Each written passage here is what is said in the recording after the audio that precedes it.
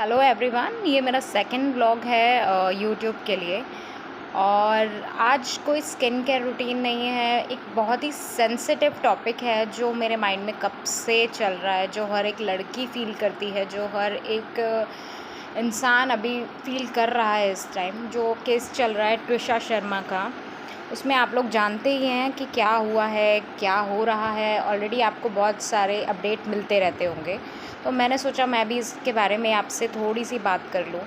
यार, Indian society में ना लोगों की एक्सपेक्टेशन ना मतलब बहुत ही हाई है शादी को लेकर। तो लाइक अगर लड़का कैसा है कैसा नहीं है, पेरेंट्स को ये चीज़ नहीं दिखती, बट लड़की उनके लिए उनके हिसाब से ऐश्वर्या राय होनी चाहिए, एक जॉब वाली होनी चाहिए, इंडिपेंडेंट होनी चाहिए।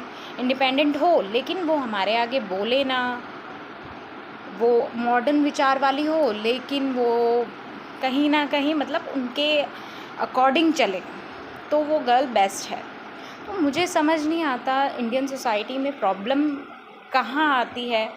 लाइक अगर आप एक लड़के के पेरेंट हो, उनकी ही बात कर लेते हैं पहले तो, क्योंकि उनकी जो केस चल रहा है, उनकी जो सास ने जो बयान दिए हैं, ट्विशा शर्मा की जो सास ने बयान दिए हैं कि लड़की पौधों का ध्यान नहीं रखती थी और खाना नहीं बनाती थी, अपना प्लेट नहीं उठाती थी, ऐसे छोटे मोटे कितने सारी चीज़ें उन्होंने बोली हैं अपनी बहू के बारे में, जो कि अब इस दुनिया में नहीं है।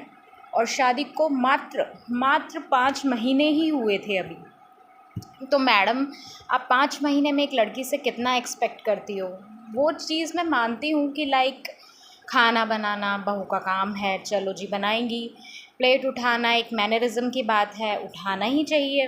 लेकिन मैं आपसे पूछना चाहती हूँ कि आप ऑलरेडी इंडिपेंडेंट थी, आप रिटायर्ड जज रह चुकी हैं, आप वर्किंग वुमेन थी, आपने ऑलरेडी घर में कुक रखे थे, मेड रखी थी काम के लिए, तो फिर आप क्यों एक्सपेक्ट कर रही हो अपनी बहू से कि वो घर के काम नहीं करती थी?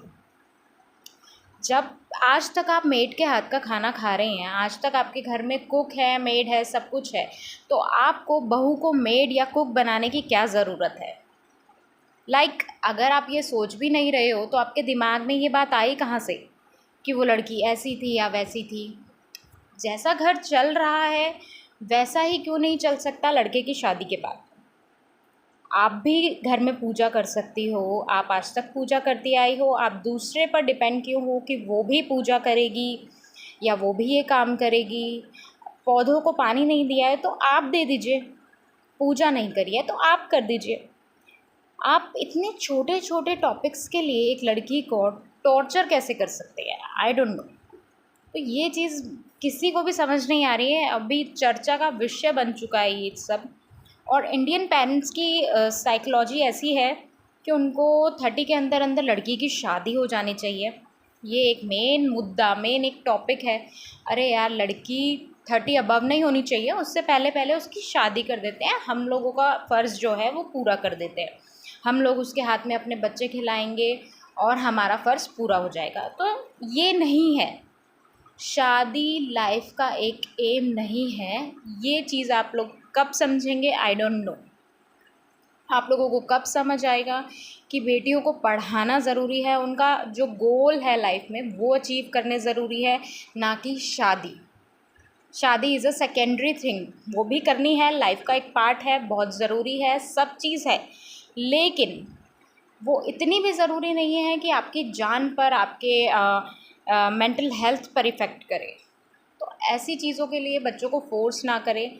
शादी लाइफ में एक बार होती है, लाइफ टाइम का सवाल है। लड़कियों को बोझ ना समझकर उनको उनके एम, उनके गोल्स पूरा करने दें और शादी के लिए प्रेशराइज़ करना बंद करें। अगर शादी नहीं भी हुई तो भी वो आपके घर की बेटी ही रहेगी। तो प्लीज़ इसके बारे में एक बार ज़रूर सोचें।